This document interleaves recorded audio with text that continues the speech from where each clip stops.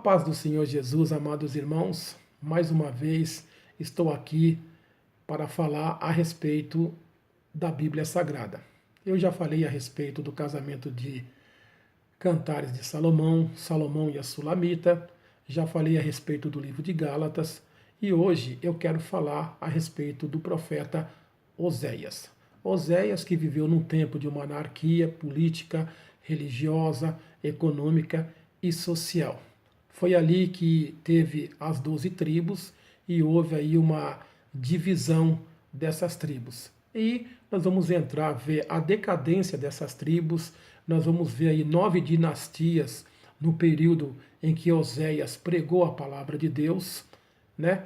Ele assistiu à queda de muitos reis, houve muitos assassinatos, uma anarquia total. O templo estava corrompido, as pessoas estavam corrompidas, as pessoas estavam desviando da lei de Moisés, ou seja, da aliança que foi feita com Abraão. E Oséias teve uma vida conturbada, um casamento conturbado. E Deus se utilizou desse meio para ilustrar também a vida da nação de Israel. O livro de Oséias, irmão, é um livro que fala não só de punição, né, de devastação, mas também fala de regeneração. Oséias é como se fosse o João evangelista do Novo Testamento. Então, nós vamos falar aqui um pouquinho do seu livro, vamos falar o que aconteceu na sua época e vamos fazer aí uma comparação com a igreja de hoje, que não está muito diferente da época de Oséias. Irmãos, vamos crescer na graça e no conhecimento do Senhor, vamos ler mais Bíblia, não vamos fazer como os católicos e tantas outras igrejas que têm desprezado o conhecimento de Deus. Todos conhecem a Igreja Católica com todo respeito, não incentivam os seus membros a lerem a Bíblia. E a Igreja Evangélica, irmão, também não está diferente, está caminhando na mesma raiz da Igreja Católica. A Igreja Católica, o problema da Igreja Católica é que ela vive muito de tradição e não de mandamento. Se você pega o livro de Mateus, capítulo 15, o próprio Jesus Cristo ele foi censurado pelos fariseus. Observe a censura deles. Por que os teus discípulos não lavam as mãos antes de comer o pão, como manda a tradição dos anciões? Observe a palavra tradição. Eles querendo chamar a atenção do Senhor Jesus por uma questão de lavar ou não lavar as mãos, como se Jesus Cristo fosse anti-higiênico. Até parece que ele era. Até parece que os seus discípulos não lavavam as mãos. Temos que ser higiênico, irmão, e com certeza o nosso Senhor era higiênico. Jesus, conhecendo, né, a astúcia deles, lhes responde: vocês, por causa da tradição dos anciões, anula o mandamento de Deus. Observe, de tradição para mandamento. Para nós, irmão, toda a tradição que está pautada na palavra de Deus, ela é bem-vinda. Qualquer tradição que passe por cima da palavra de Deus não é bem-vinda. Toda igreja tem uma tradição. A antiga tinha, a atual tem. Tome cuidado com certas tradições. Está pautado na palavra? Está com Cristo. Não está pautado na palavra? Está fora de Cristo. Jesus respondeu: vocês, por causa da tradição dos anciões, anula o mandamento do Senhor quando o mandamento diz: honra o teu pai e a tua mãe. Ou seja, eles não estavam honrando o pai e mãe como manda a Bíblia, mas estavam se apegando a uma tradição. É igual a Igreja Católica. Você vê essas festas juninas, você vê santo fulano, santo cicrano. Isso não é mandamento, é tradição. E isso vai levar muita gente para o inferno. É que o Senhor é misericordioso e a salvação é pela graça. Mas o recado fica dado. Procure ler a Bíblia. Procure crescer na graça e no conhecimento. Amém? Vamos começar aqui lendo um tópico do profeta Oséias. Eu vou falar a respeito do autor, né, e da vida pessoal de Oséias. Vamos lá. Sabemos que era de família importante, pois o texto sagrado apresenta o profeta como filho de Beri, capítulo 1, versículo 1. Quando alguém vinha de família humilde ou inexpressiva da sociedade, não era mencionado o nome de seu pai, como acontece com o profeta Amós, Amós 1, capítulo 1, versículo 1, que era boieiro e lavrador de sicômoros, Amós 7, versículo 14. Ele era do reino do norte, pois usa a expressão nosso rei, Amós 7, versículo 5. O que sabemos dele é em virtude do seu controvertido e conturbado casamento. Ver o comentário sobre o capítulo 1, versículo 2 de Oséias. Oséias teve um casamento conturbado. Nós vamos explicar esse casamento. Há muita especulação em cima disso. Uns usam como simbolismo, outros dizem que Oséias não casou com uma prostituta, que Deus jamais faria isso. Mas a gente vai chegar lá. Eu vou provar que realmente Oséias casou sim com uma mulher de prostituição. Então ele era de família importante, porque o nome do seu pai, Beri, é mencionado na Bíblia. Já Amós era de família mais humilde, por isso que não se fala na sua família. Amém? Tópico 2. Oséias era sacerdote? É uma pergunta. Muitas pessoas não sabem responder se ele era sacerdote ou se ele não era sacerdote. Vamos lá? A Bíblia não diz textualmente que Oséias fosse sacerdote, como acontece com Jeremias e Ezequiel. Jeremias capítulo 1, versículo 1, Ezequiel capítulo 1, versículo 3. Oséias revela o seu autoconceito sobre os deveres dos sacerdotes e se refere a eles com certa frequência. Oséias 4, 6 a 9, Oséias 5, 1 e Oséias 6, versículo 9. Faz menção da lei de Moisés, 4, 6 e 8, 2, e as coisas imundas, 9, versículo 3. Mas isso não basta, não são dados suficientes para afirmar que ele era sacerdote. Amém? Então temos poucos quesitos na Bíblia para afirmar se Oséias realmente era sacerdote. Pelo visto, não. Por isso que ele se casa com essa mulher. Amém? Os sacerdotes não tinham, irmão, pela lei, direito de casar com uma mulher de prostituição. Já no caso do profeta Oséias, houve uma exceção, mas a gente vai tentar explicar aqui. Agora, irmão, você não é obrigado a concordar comigo, mas antes de discordar de mim, procure ler. Faça como eu, vá nas fontes, nos livros, né, para você ter certeza do que eu estou falando, para você poder aceitar ou não aceitar. Amém? Tópico 3. Oséias e a sociedade israelita. Então vamos falar aqui a respeito da sociedade, um pouco da sociedade israelita. Oséias conhecia bem a lei de Moisés, conhecia o sacerdote da sua época, sabia que a nação estava passando por crise religiosa, política, econômica. Sabe por quê, irmão? Porque ele se desviou da verdade. Eu sempre falo isso nas minhas pregações. Toda sociedade ou toda nação que despreza o conhecimento de Deus está sujeito ao fracasso. Salmo 37, versículo 16, é bem taxativo. Feliz é a nação cuja Deus é Senhor e elege um povo por herança. É só você ler lá. Agora, olhe o Brasil. Será que o Brasil se encaixa nesse salmo?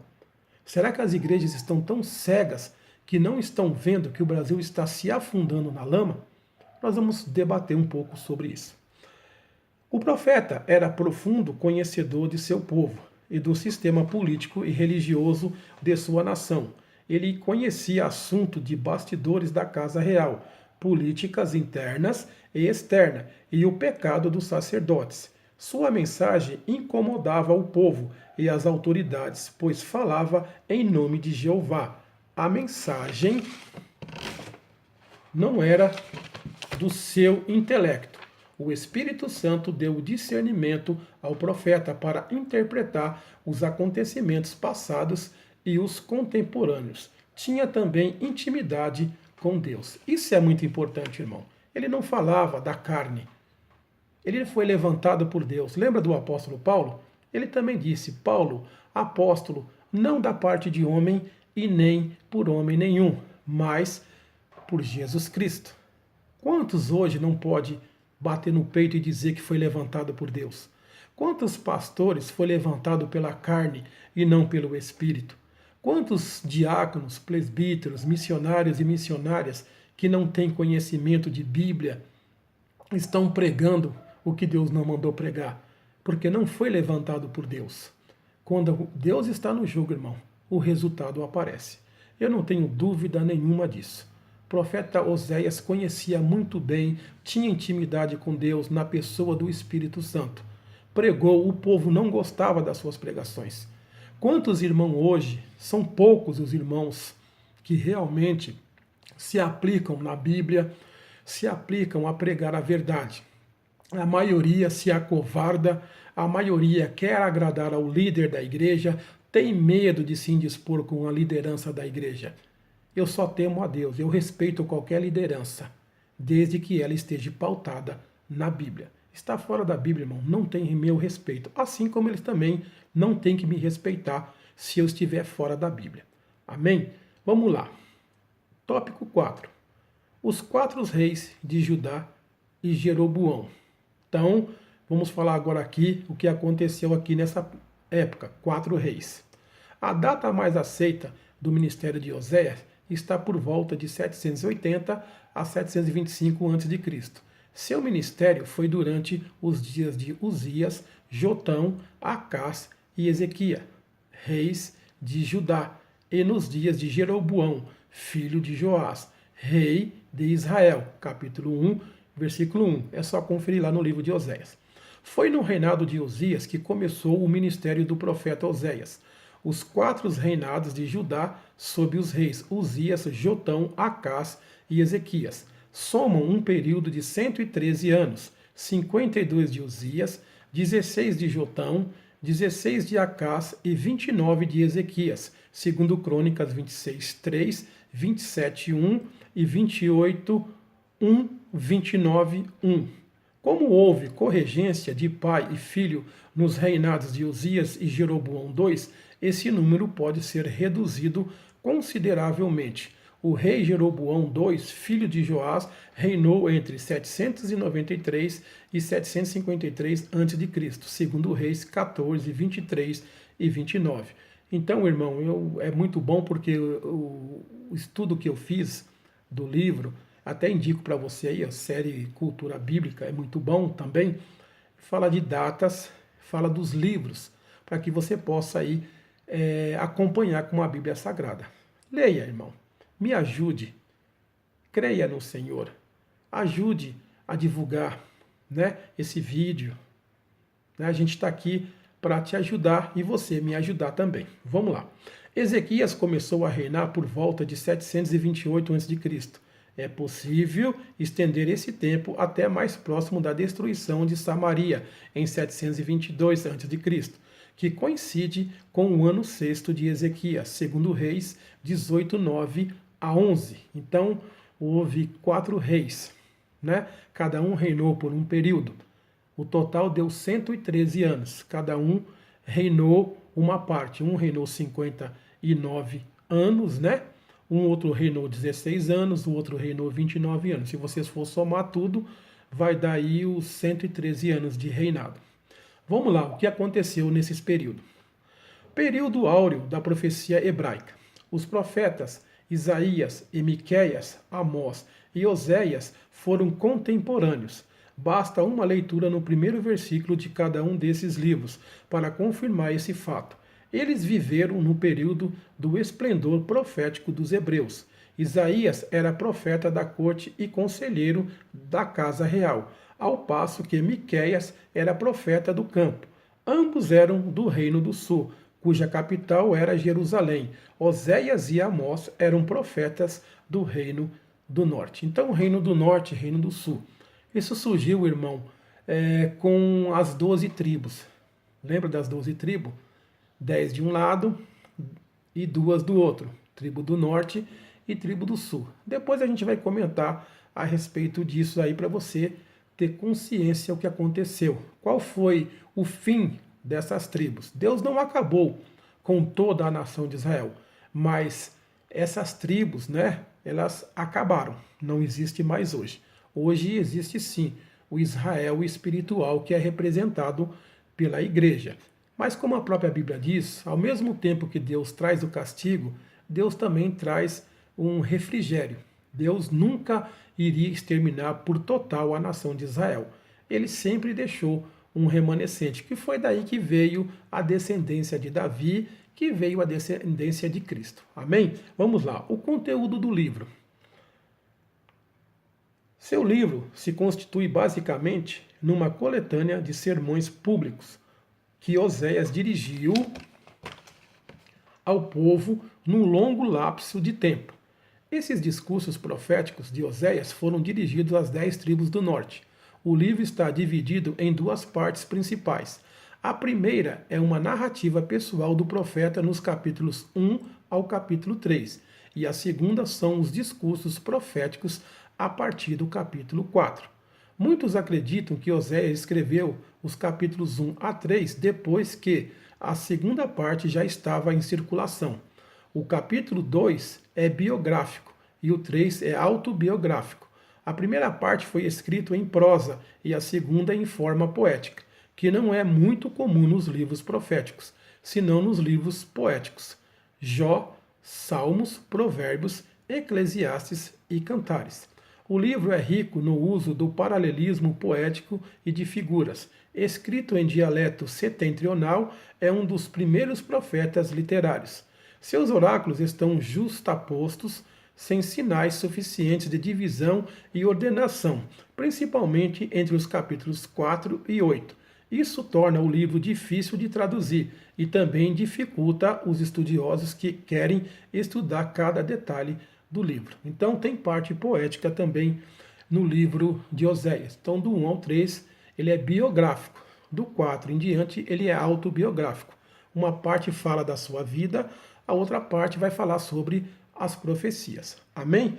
Então é bom que você saiba, né, que livros poéticos, Salmos é um livro poético, Cantares de Salomão também é um livro poético, né? A gente tem Provérbios também, é livro poético, para que você possa entender melhor. Amém? Vamos lá. A mensagem do livro de Oséias. Vamos ler sobre isso para a gente aprender um pouquinho? São 4 os grandes temas de Oséias. Primeiro, o pecado da nação. 2, o castigo de Deus. 3, o amor de Deus e a restauração. Isso faz de Oséias um livro atual. O 4 é a restauração, viu, irmão? Amém? O 4 é a restauração. Isso faz do livro de Oséias um livro atual. É o profeta do amor de Jeová, o apóstolo João do Velho Testamento. Oséias 11, 1, 8, 9. A restauração aparece com muita frequência, mas é o tema do capítulo 14. Então, lá quase no final, é que Deus vai falar sobre restaurar, chamar. Hoje a igreja evangélica precisa de uma restauração. Infelizmente, irmão, a igreja evangélica está doente. A igreja brasileira precisa de uma restauração de Deus. Deus precisa chacoalhar a igreja brasileira. A igreja brasileira tem deixado a desejar. Irmão, nós estamos aqui há 1 ano ou 2 anos, não. Nós estamos no Brasil há quase 170 anos. Pouca coisa foi feita. Estamos vendo pessoas convencidas, mas não estamos vendo pessoas convertidas. Esse é o problema. Sabe por quê, irmão? Porque a verdade não está sendo pregada nas igrejas. Nós estamos pregando conveniência, aquilo que agrada. O discurso dos pregadores é igualzinho dos políticos. Só fala o que o povo quer ouvir. Vocês viram aí agora, Michel Temer, afundado na lama da corrupção. Não tem dinheiro para a saúde, não tem dinheiro para a segurança pública, mas tem dinheiro para soltar emendas. Tem dinheiro para comprar partido pequeno. Tem dinheiro para liberar para muita gente. Só não tem dinheiro para mim e para você. E você pode se perguntar, o que será que está acontecendo? Consequência do pecado. Ninguém fala isso na televisão. Os programas de televisão, de críticas e autocríticas, não comentam, irmão. Críticas e autocríticas nem fala de pecado. O foco deles é falar do homem, para o homem. Por isso que não chegam a lugar nenhum. Jesus disse o quê? Muitos, por amor ao dinheiro, se desviaram do caminho de Deus. É só ler a Bíblia, mas eles não querem ler a Bíblia. Eles preferem ficar cegos. E a Bíblia diz que o mais cego é aquele que não quer ver. Amém? Vamos lá. O duplo pecado de Israel. A idolatria, pecado que vinha acompanhado de prostituição e toda espécie de vício. Oséias 4:1-9, 5:1-9. E a política exterior que levou Israel a confiar nessas alianças internacionais e não em Jeová, pois eles haviam perdido a fé em Deus. Oséias 7:11 e 8:9. Justificam um fim do trono de Samaria. Foi por isso que Samaria acabou, porque a nação de Israel foi fazer aliança com outras nações. Não esperaram com paciência no Senhor. Irmãos, quando o conhecimento de Deus é desprezado, o conhecimento afeta todas as áreas da igreja, política, econômica, religiosa, e não só da igreja, porque a igreja, irmã, ela é representante de Cristo na terra.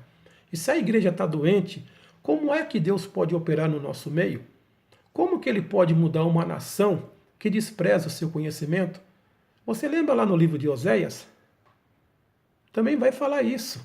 No Oséias capítulo 4, versículo 6, vai dizer o quê? O meu povo, que é a nação de Israel, sofreu e foi destruído, ou está sendo destruído, porque lhe faltou conhecimento. Aqui não é só o conhecimento da letra, irmão. É o conhecimento de intimidade, espiritualidade. E quando nós desprezamos a lei do Senhor, todas as áreas da nossa vida vai mal. Não pense que Deus está brincando comigo ou com você, porque Deus não está brincando com ninguém. Olha a violência no Rio de Janeiro, olha a matança que está esse país. Balas perdidas e mais balas perdidas. Não temos segurança nenhuma, saúde está falida, saneamento falido, segurança pública falida, 14 milhões de pessoas desempregadas nesse país. E você acha que isso é o quê? É só o homem para o homem? Isso é a falta de Deus nessa nação. O que adianta dizer que o Brasil é um país laico? De laico aqui não tem nada. O que tem aqui no Brasil é idolatria atrás de idolatria.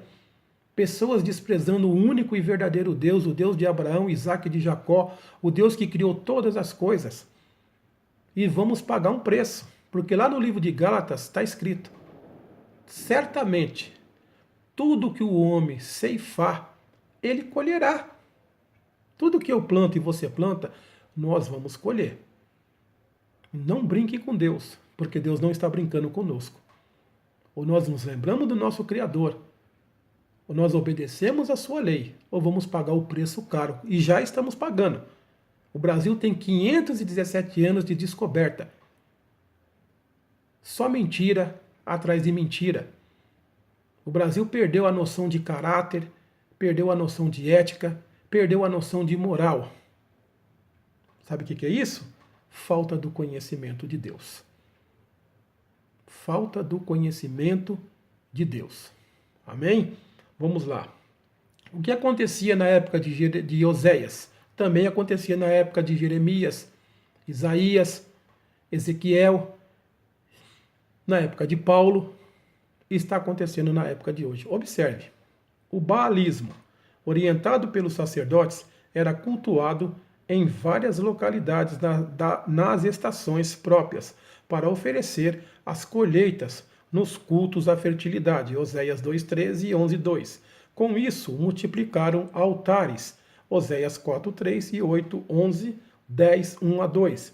O culto do bezerro era outra forma de idolatria, com centros em Samaria e Betel, Oséias 4:5, 10:5, Amós 7:10-17. Isso levou o povo a violar a aliança do Sinai, transgredindo o decálogo, Oséias 4:2, Êxodo 21-17.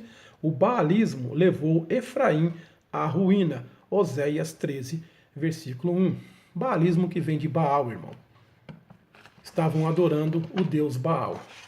Estavam desprezando o Deus de Israel.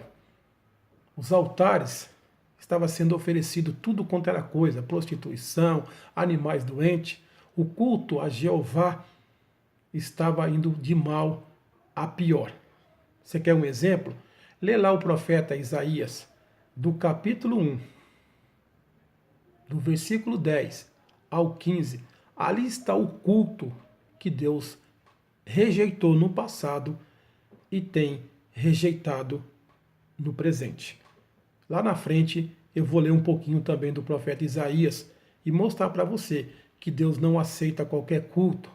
Ah, irmão, que isso? Aonde houver um, dois ou três reunidos em meu nome, eu ali estarei no meio dele. Ah, se as pessoas interpretassem esse texto corretamente, se prestasse atenção nas entrelinhas desse texto. Meu querido, Deus não é como eu e você, que come qualquer porcaria, que aceita qualquer porcaria. Deus, ele rejeitou muitos cultos de Israel e tem rejeitado muitos cultos de igrejas de hoje em dia. Quantas igrejas que Deus não se faz mais presente? Sabe por quê? Porque ele é cultuado de qualquer jeito, de qualquer forma. Inventa-se tanta coisa para ver se consegue agradar a Deus. E só tem uma coisa, irmão, que agrada a Deus: um coração arrependido. Vida transformada. Fora isso, irmão, pode fazer o que você quiser. Culto de domingo, culto de quarta, culto não sei do que, culto não sei da onde, culto não sei dali, é campanha daqui, é vigília dali, é passeata daqui, é passeata dali, e nada de surtir resultado, nada de você ver almas convertidas. É só carne pura, pula-pula. Todo dia é dia de bênção, é dia de vitória, é dia de milagre. Ah, meu irmão, quem dera se a Bíblia fosse dessa forma que muitos pregam. Eu creio na bênção, eu creio nos milagres de Deus. Eu creio, irmão. Sabe por quê? Porque Deus fez uma promessa lá atrás para Abraão.